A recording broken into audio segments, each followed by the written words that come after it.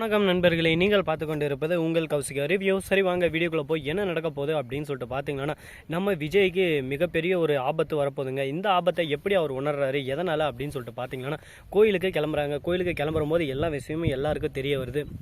அது என்னன்னு சொல்லிட்டு பார்த்தீங்கன்னா, கோயிலுக்கு போகிற போதே அபசகுனமாக நிறைய விஷயங்கள், நிறைய கெட்ட விஷயங்கள் எல்லாமே நடந்துச்சுங்க. நம்ம விஜய் போகிற மாதிரி திடீர்னு குறுக்க போன் வந்துருச்சு. ஆனால் போனன்றது கெட்ட விஷயம் அப்படின்னு சொல்லிட்டு நிறைய பேர் சொல்லியிருக்காங்க. ஆனால் அதெல்லாம் உண்மையானு சொல்லிட்டு பார்த்தீங்கன்னா, அது எதுவுமே உண்மை இல்லைங்க. எல்லாம் அவங்கவுங்க கற்பனைக்கு ஏற்ற மாதிரி புதுசாக உருவாக்குறதான்.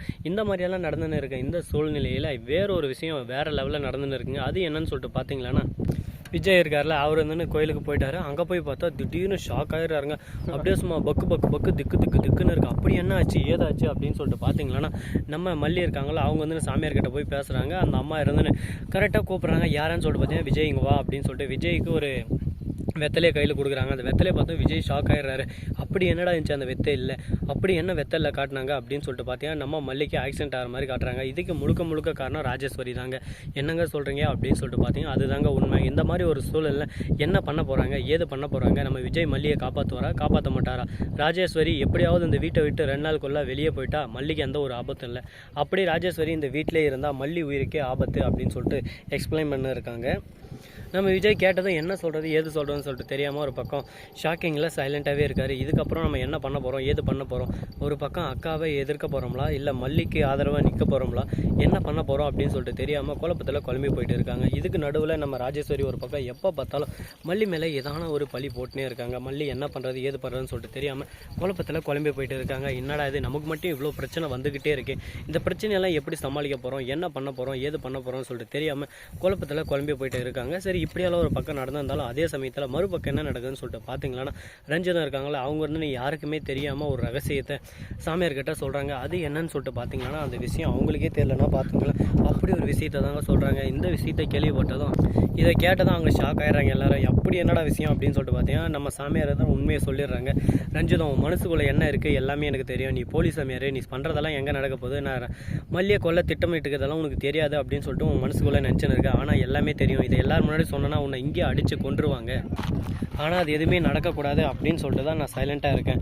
அதனால் உன்னோடைய மரியாதையை நீ தான் காப்பாற்றிக்கணும் அப்படின்னு சொல்லிட்டு சொல்லியிருக்காங்க. இதை கேட்டதும் என்ன சொல்கிறது ஏது சொல்கிறதுன்னு சொல்லிட்டு தெரியாமல் குழப்பத்தில் குழம்பி போயிட்டு இருக்காங்க.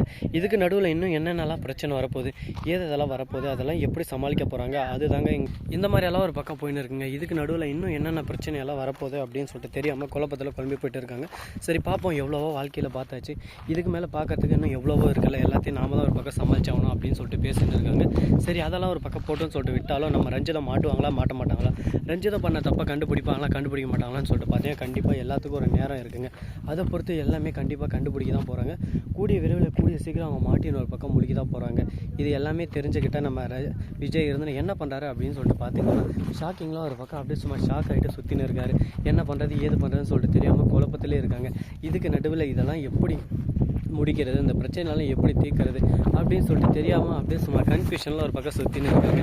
சரி, இங்கே ஒரு நாய் பார்த்தீங்களா, நம்ம பின்னாடியே சுற்றி வந்துன்னு இருக்குது. அது ஒரு தொல்லைங்க. எப்போ பார்த்தாலும் ஏதோ ஒரு வாழ்க்கையில் உருப்படலான்னு பார்த்தா உருப்படவே விட மாட்டாங்க. இப்போ கூட பாருங்கள், நான் வீடியோ போடலான்னு சொல்லிட்டு உங்களுக்காக வீடியோ பேசினிருக்கேன். ஆனால் இவன் வந்து கிரிக்கெட்லாம் சொல்லிட்டு கிரவுண்டில் கூட்டிட்டு வந்து என் உயிரை வாங்கினா இருக்கான். என்ன பண்ணுறது சொல்லுங்கள் பார்க்கலாம். வாழ்க்கையில் முன்னேற எல்லாருக்கும் இந்த மாதிரி ஒரு கஷ்டமான ஒரு சூழல் வரும்.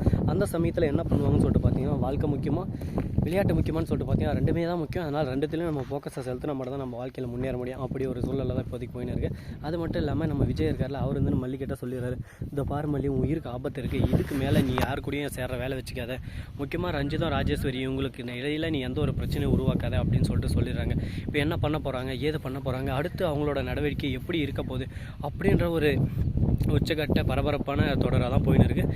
இதுக்கு நடுவில் என்னென்ன நடக்க போகுது ஏது நடக்க போகுதுன்னு சொல்லிட்டு பொறுத்திருந்து பார்க்கலாம். Wait and watch.